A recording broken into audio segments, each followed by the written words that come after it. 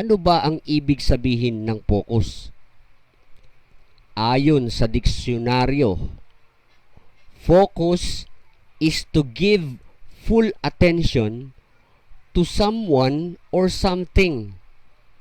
Not partial attention, not half attention, but full attention.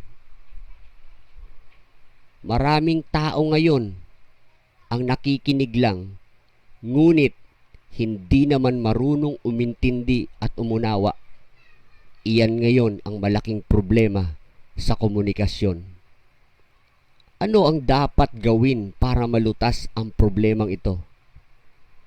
Ang sagot, kapag nakikipag-usap tayo sa ating asawa, sa ating anak, sa ating magulang, sa ating mga kaibigan, o kahit na sino paman, dapat nating ituon o i-focus sa kanya ang ating 100% na atensyon.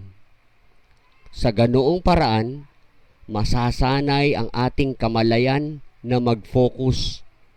At kapag palagi nating ginagawa iyon, makokontrol na natin ang ating isip sa mga bagay na ating gagawin at sasabihin.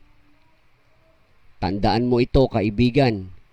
Hindi mo maiintindihan mabuti ang sino man, ang mga bagay man at mga nangyayari man kung hindi ka marunong mag-concentrate at mag-focus.